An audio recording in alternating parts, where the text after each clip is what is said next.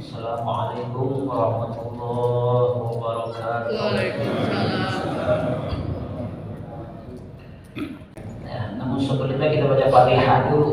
Ya, ada yang haul hari ini yang diminta bacakan Fatihah. Ya, Ibu Nur Makia binti Haji Muhammad Nur. Ya, berapa 3 tahun kalau nggak salah ya. Mudah-mudahan almarhumah ini ya Allah jadikan kuburnya taman surga. Dan Allah angkat derajatnya. Allah beri kesenangan di alam barzahnya. Ya, ala hadhihi niyyah wa ala min shalihah. Wa ila hadratin Nabi Muhammad sallallahu alaihi wasallam. Al-Fatihah. Bismillahirrahmanirrahim. Alhamdulillahirabbil alamin arrahmanir rahim maliki yaumiddin. Iyyaka na'budu wa iyyaka nasta'in ihdinas siratal mustaqim. Shiratal ladzina an'amta 'alaihim ghairil maghdubi 'alaihim waladdallin. Amin. Pelajaran kita sambung karena jadwal saya 2 bulan lewat. Alhamdulillah ya, sambung sedikit Pak ya. Mudah-mudahan tetap jadi orang-orang yang istiqomah. Al-ba'dil hukama. Jadi sebagian ahli hikmah nih, beliau menyatakan dan mengatakan katanya arba'atun qabihatun. Apa arba'atun Pak? Arba'atun apa ya? 4. Jadi ingat nih yang 4 nih ya, sedikit 4 biar ingat. Qabihatun jelek ya, apa qabihatun jelek. Apa itu yang jelek katanya? Wa huwa ma yata'allaqu bi dhammun fil ajil wal iqab fil ajil. Katanya 4 perkara ini jelek. Maksudnya 4 perkara ini yang berkaitan dengan keburukan fil ajil ya, di dunia wal iqab fil akhir. Artinya kalau berbuat keburukan di dunia akan dapat siksa di akhirat. Pokoknya 4 perkara ini jelek aja kalau dikerjain. Bisa mengakibatkan pelakunya disiksa nanti di akhirat. Dan kita kepengen jadi orang selamat, nggak kepengen jadi orang yang dipukulin malaikat besok. Iya. Lakin arba'atu minha akbar. Tetapi kata beliau 4 perkara lainnya lebih jelek. Ada yang jelek, ada yang lebih jelek. Biasanya kalau di buah ada yang kurang bagus, ini ada lagi yang busuk, gak bagus banget. Ambilnya ada yang itu dah adanya. Gitu. Ini 4 perkara ini lebih jelek katanya. Al-dhannu minasyabbi qabihun. Yang pertama katanya berbuat dosa, maksiat, minasyabbi dari orang-orang muda, anak-anak muda, qabihun jelek. Jangan mentang-mentang masih muda, masih muda ini saya. Jelek kalau berbuat dosa apapun juga jelek. Mau yang tua, mau yang muda kalau berbuat dosa jelek. Gitu. Lakinu minasyaikhi akbar. Akan tetapi kalau yang berbuat dosa, yang berbuat maksiat itu orang tua, lebih jelek Pak. Kenapa? Udah tuil gitu kan, mau dibawa kemana ini badan gitu ya, mau dibawa kemana gitu. Kalau bukan di masjid tempatnya ya, kalau bukan di musola tempatnya, bukan pegang tasbih lagi, pegangnya apa? Beda. Saya mau bilang Ustaz jangan dah. apa itu yang tidak ada faedahnya buat orang tua, udah waktunya itu lebih jelek. Apalagi masih ada penggibah, gibahin orang, tidak tuh ya gitu mau kemana gitu. Lebih jelek ini katanya, bisa tersiksa di dalam alam barzahnya. Jelek itu Pak. Makanya Rasulullah Shallallahu Alaihi Wasallam itu dikasih umur berapa Rasulullah? 63. Udah nandain tuh, dari situ Allah sudah nandain tuh Nabi umurnya 63. Kalau kamu dikasih umur lebih dari Rasulullah Sallallahu Alaihi Wasallam, berarti bonus dari Allah yang mana kamu diberikan kesempatan untuk lebih kembali kepada Allah. Ya, lebih dekat sama Allah. Gitu. Jangan sampai udah umur segitu makin jauh dari Allah Subhanahu wa Ta'ala. Jadi kita diingatin Pak. Ya, diingatin selalu biar ingat sama akhirat, tempat kita yang sebenarnya nanti untuk menuju Allah Subhanahu wa Ta'ala. Itu satu Pak ya. Tapi insya Allah ini orang-orang soleh semua aja. Adanya di masjid, adanya di musola, gitu. Zikir, sholawat sama Nabi Muhammad Sallallahu Alaihi Wasallam. Apalagi bentar lagi ya, bulan Maulid ya. Sekarang sofar ya, bentar lagi Maulid. Tanam itu cinta sama Nabi. Ya. Karena gak ada kecintaan yang bisa menolong kita kecuali cinta kita sama Nabi Muhammad Sallallahu Alaihi Wasallam. Makanya di awal itu tadi itu sampai ya Rabbi bil Mustafa baligh maqasidana waghfir lana ma madaya wasi'al karmi. Itu ya. Ini sholawat dahsyatnya luar biasa Pak, sholawat sama Nabi Muhammad Sallallahu Alaihi Wasallam. Ya. Segala fadilah yang ada di amalan-amalan kita, doa-doa kita, fadilahnya ada di sholawat, bukan di samping saya, di sholawat. Ya, fadilahnya di mana? Semuanya ada pada sholawat Pak. Ya, pengen sembuh dari sakit, baca sholawat.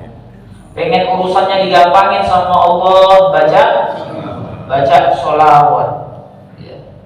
Kepengen hidupnya tenang, baca pengen mati husnul khotimah, baca sholawat. Dan juga kalau kita punya hajat sama Allah Subhanahu wa Ta'ala, wasilahnya sama Nabi Muhammad Sallallahu Alaihi Wasallam, baca sholawat kepada Rasulullah Sallallahu Alaihi Wasallam. Sampai ada cerita nih Pak, ya. Ada tukang jamu, ya. Kalau dulu di gendong-gendong, sekarang tukang jamu pakai sepeda. Ada ya Pak ya? Ada Pak. Ya. Suatu ketika nih ada orang bawa mobil nih, lihat tukang jamu, dia minggir, ya, dia minggir, ya. Ketika minggir, buka jendelanya tuh, turunin, nah, bilang Mbak, bilang ya Mbak ya, gitu. Bayu. Jamu, minggir, taruh di bawah pohon tuh sepeda, ya. Terus ini anaknya nih yang nyopir, ya, mundurin mobil nih buat parkir, ya. Mobil mundur, ya, ditabrak ban jamunya. Bannya yang tadinya bulat tuh Pak, jadi kotak. Tapi itu sebelumnya tuh, selama hidupnya si mbok jamu, ya, selalu berdoa kepada Allah dengan wasilahnya kepada Rasulullah SAW. Yang dibaca apa? Ya Rabbi bil Mustafa baligh maqasidana. Nah, ketika kalimat itu dia berhenti tuh Pak. Artinya tahu nggak Pak ini? Ya Rabbi bil Mustafa, ya Rabbi wahai Tuhanku, bil Mustafa, ya, dengan wasilahnya Mustafa. Siapa yang Mustafa sini? Rasulullah Sallallahu Alaihi Wasallam. Ya Rabbi bil Mustafa, ya Rabb dengan wasilahnya Nabi Muhammad SAW, baligh maqam sidana, ya sampaikan hajatku. Ya hajatnya apa Pak? Hajatnya di setiap baca ini minta apa? Sepedanya biar bisa diganti sama Allah. Ya. Terus selama hidupnya minta apa? Biar pakai motor, maksudnya dia tuh gak pakai sepeda lagi. Qadarullah tuh Pak, dipanggil sama orang yang punya mobil, dia parkir tuh sepedanya, ditabrak tuh sepedanya, berantakan. Ya Allah, sepeda atu-atunya pakai ditabrak. Ya, jika turun tuh ibunya, udah pun nanti diganti yang baru katanya. Dikasih alamatnya, nanti datang nih ke rumah saya nih. Ya, singkat cerita datang nih si Mbok Jamu nih ke rumah nih orang, ya. Mau nagih janji sama yang nabrak ini. Ibunya bilang apa nih? Mbak, Bo, ya, kan yang nabrak anak saya, ntar anak saya yang ganti katanya. Ya, orang kaya Pak. Di anak saya motornya ada yang Nmax, ada yang Vario. Dia pilih, silakan pilih dia tuh buat ganti sepedanya tuh Pak. Ya, bacanya tadi apa? Jadi Bapak boleh tuh Pak. Ya Rabbi bil Mustafa baligh maqasidana. Berhenti di situ tuh. Apa? Salah. Mobil. Salah. Tapi yakin bacanya. Bacanya ya yakin. Semuanya dikembalikan fadilahnya itu kepada terus bacanya ada pada sholawat Nabi Muhammad Sallallahu Alaihi Wasallam sampai minta mati husnul khatimah. Begitu tuh mintanya dengan wasilahnya sholawat sama Rasulullah Sallallahu Alaihi Wasallam. Maka rugi bagi orang-orang yang gak ada cinta sama Nabi Muhammad Sallallahu Alaihi Wasallam. Rugi buat orang-orang yang gak pernah lisannya bersolawat sama Nabi Muhammad Sallallahu Alaihi Wasallam. Jadi balik lagi dah. Satu tadi katanya, orang tua lebih jelek dia berbuat dosa ketimbang anak muda. Gitu. Yang kedua katanya wal istighal bidunya ay bi amtiatiha minal jahil qabihun. Sibuk-sibuk ama dunia sampai lupa Allah. Sibuk ama dunia, senang-senang dengan dunia sampai lupa ibadah kepada Allah Subhanahu wa taala. Buat orang-orang bodoh, jahil nih, gak ngerti dia gitu. Qabih katanya, jelek. Ya. Wa minal alim akbah. Tapi bagi orang yang ngerti, yang paham akan agamanya, lebih jelek kalau dia sibukkan dirinya hanya untuk dunianya saja, untuk memperkaya dirinya saja, sampai lupa kepada Allah Subhanahu wa taala, padahal dia paham agama. Ada yang begitu, sampai lewat waktu, ya, dari pagi sampai siang mentel, doa lewat, di situ aja di situ. Nggak tahu udah tuh, saya nggak ikutin kan. Apa aja, bukan mancing aja ya. Bukan mancing, ngobrol juga kan bisa aja kelewatan waktu ya. Gitu. Dia padahal paham sama agamanya, ngerti sampai waktu itu habis. Buat orang yang paham, yang ngerti katanya itu akbah, lebih jelek. Kama ruya annahu sallallahu alaihi wasallam qala, sebagaimana Rasulullah sallallahu alaihi wasallam katakan, manis dada ilman, siapa orang yang ngerti nambah ilmunya, walam yazdad fid dunya zuhdan, akan tetapi tidak ada kezuhudannya tentang dunia, lam yazdad minallahi ta'ala ila bu'dan, tidak akan bertambah zuhudnya kecuali jauh dia dari Allah Subhanahu. Ngerti padahal, tahu padahal, ya, tapi dia masih sibuk-sibuk dengan urusan dunianya, sehingga lupa tuh apa perkara-perkara yang mana yang wajibnya dari Allah Subhanahu wa taala. Kedua itu Pak, ya, rawahu ad-Dailami Wal takasal fi ta'ah ay muwafaqati amrillahi ta'ala min jami'in nas qabih wa minal ulama wat talaba aqbah ay alladziina yatlubuna ilma. Katanya malas, rasa malas ya, malas penyakit nih Pak. Kalau nggak dipaksain nggak sampai tuh tujuannya tuh ya. Malas di dalam ketaatan kepada Allah Subhanahu wa taala ya, buat semua orang itu jelek ya. Kan kita kan diperintah oleh Allah Subhanahu wa taala ya, u'budullah, sembahlah Allah, wala tusyriku bihi syai'a, dan jangan melakukan kemusyrikan kepada Allah Subhanahu wa taala. Muncul sifat malasnya, akhirnya perkara-perkara ibadah yang harusnya dia lakukan sesuai dengan perintah Allah Subhanahu wa taala di waktu-waktunya, nah, dia santai akhirnya. Ntar dah gitu tuh. Iya. Walaupun nih Pak, masalah sholat ya. Sholat berjamaah hukumnya ya, fardu apa Pak? Kifayah.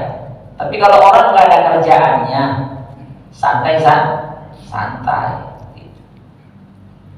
Terus lewat waktu sholatnya dia nggak berjamaah, dosa. Kita nggak ngapain, ya, kecuali sih dia sibuk, dan kesibukannya nggak bisa ditinggal. Ya, dia sholatnya tetap nih. Zuhur jam 12, sibukannya masih terus tuh, ya. Karena kalau ditinggalin gagal.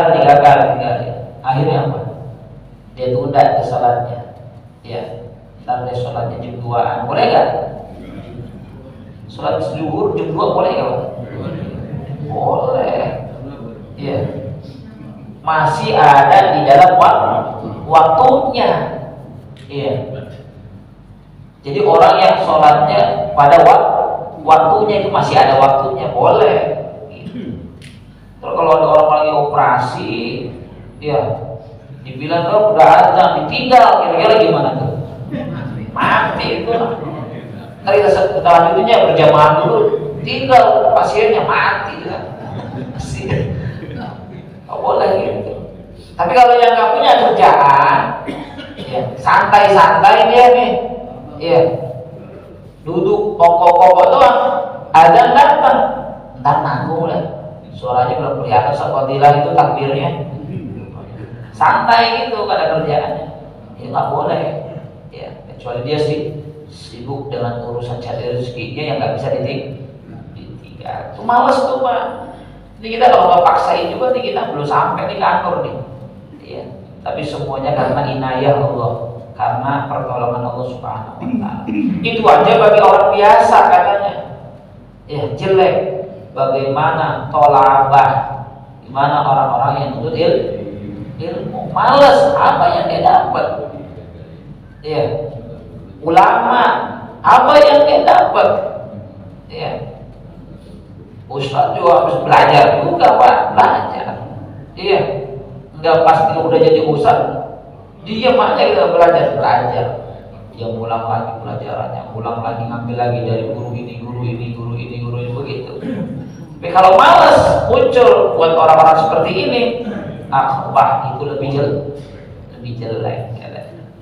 Yang terakhir katanya, ya, wa takabbur minal awliya qabihun, sifat sombong, ya, dari orang-orang kaya qabih, jelek, ya. Sombong ini pakaiannya Allah, tapi sombong ini juga adalah tabiatnya iblis. Ya. Sejarahnya kita tahu tuh bagaimana iblis tuh, ya, yang punya keimanan mantap kepada Allah Subhanahu wa taala, ini iblis. Ketika Allah Subhanahu wa taala perintahkan tuh para malaikat untuk sujud, iblis kagak mau. Ya, wa idh qala lil malaikati isjudu li adama fasajadu ila iblis aba wastakbar wa kana minal kafirin. Ya, ayatnya itu Allah bilang tuh gitu. Ketika aku perintahkan nih malaikat untuk sujud kepada Nabi Adam, fasajadu malaikat. Semuanya malaikat pada sujud kepada Nabi Adam, hormat kepada Nabi Adam atas perintah Allah Subhanahu. Illa iblis, kecuali iblis. Aba, nggak mau dia. Wastakbar, sombong. Ya. Wa kana minal kafirin. Sombong kan. Sombong itu bisa muncul dari diri seseorang karena 4 perkara ya.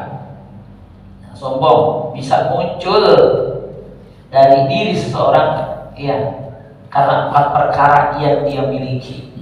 Jadi mesti hati-hati. Ya.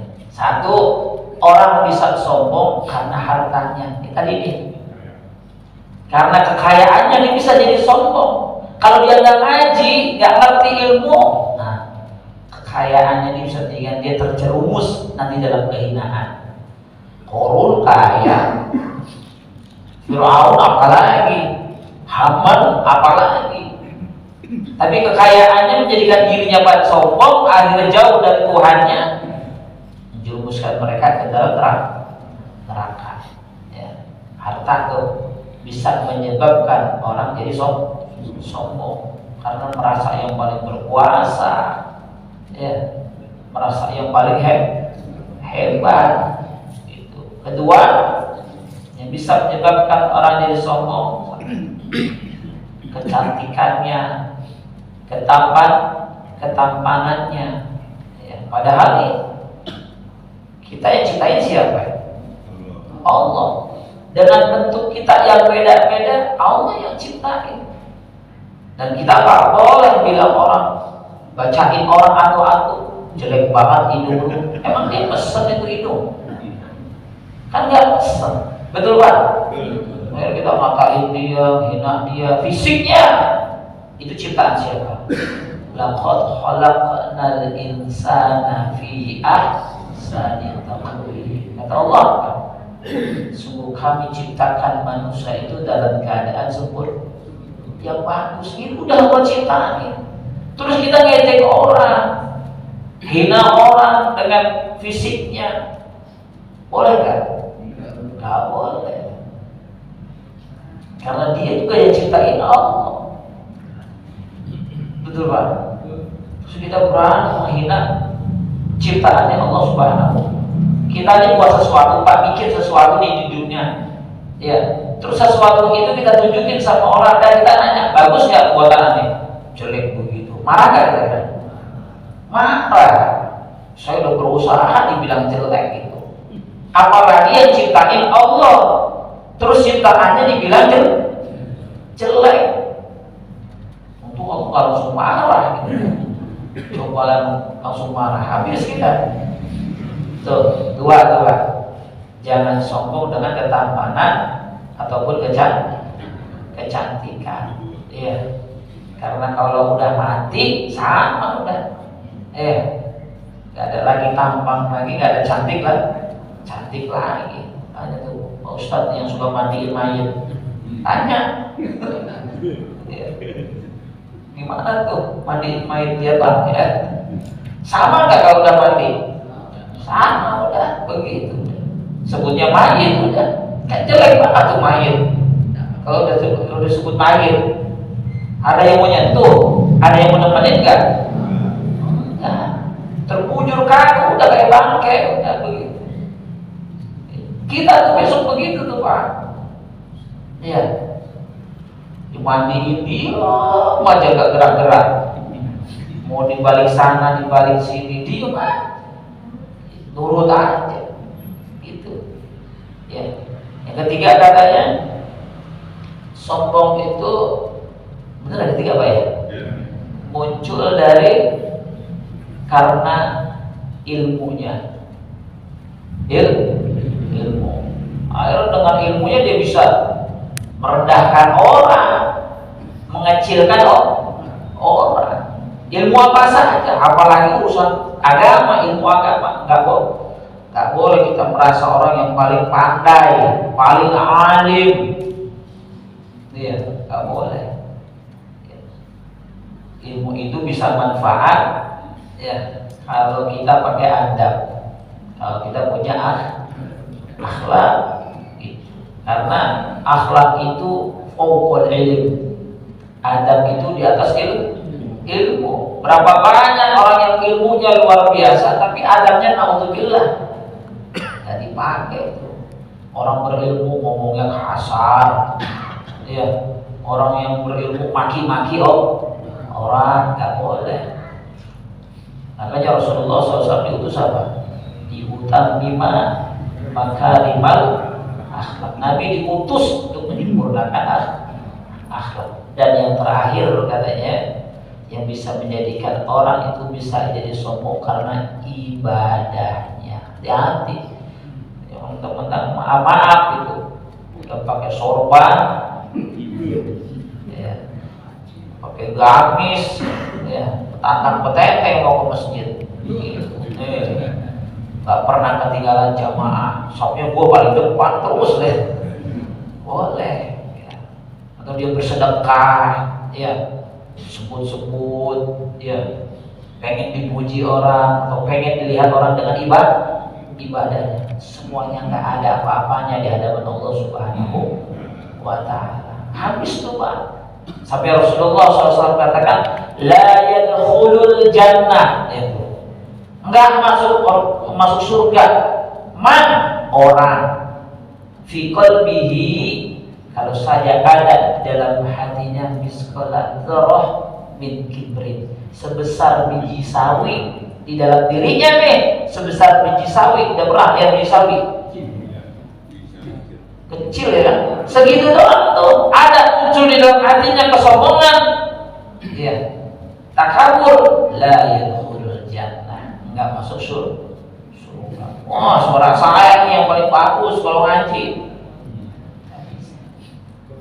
Korek, bangga dengan suaranya. Pemberian Allah semuanya. Jadi jangan bangga dengan ibadah kita. Belum tentu ibadah kita itu diterima sama Allah Subhanahu wa Ta'ala. Ya. Jadi takabur minal agniya qabih.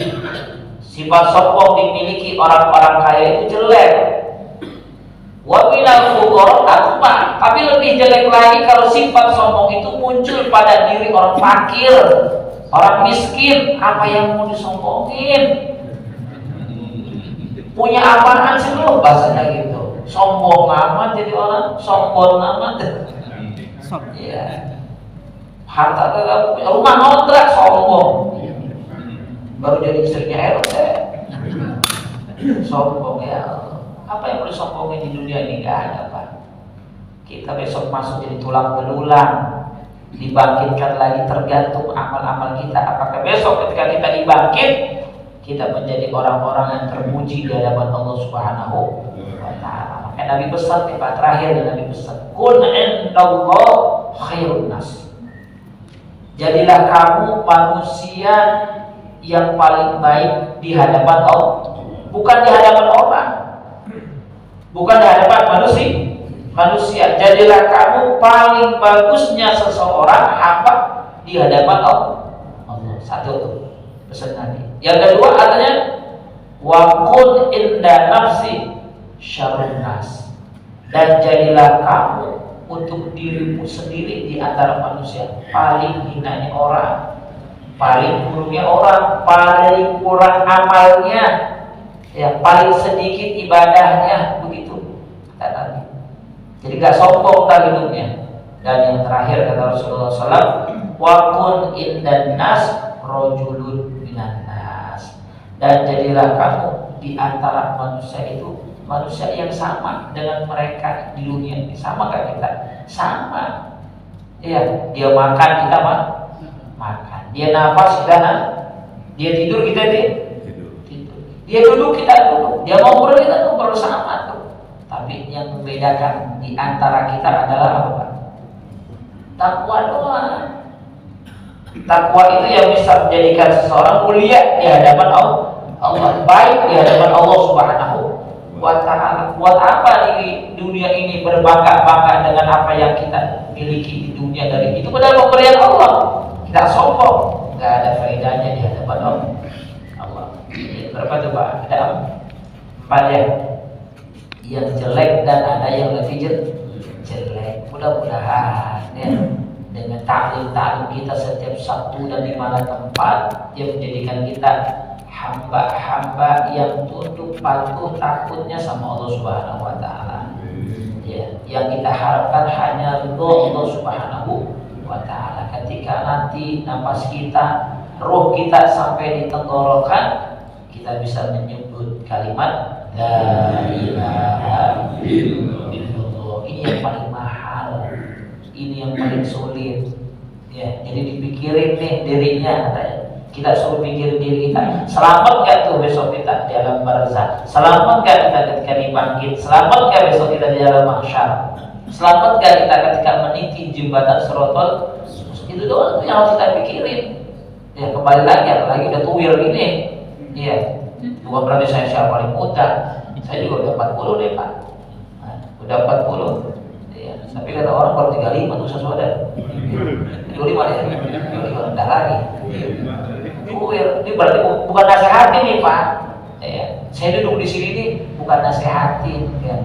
Kita bareng-bareng sama-sama saling mengingatkan. Mudah-mudahan bermanfaat ya di dunia dan akhirat. Amin ya rabbal alamin. Qala Rasulullah sallallahu alaihi wasallam afdalu ma qultuhu ana wa nabiyyuna min qabli la ilaha illallah.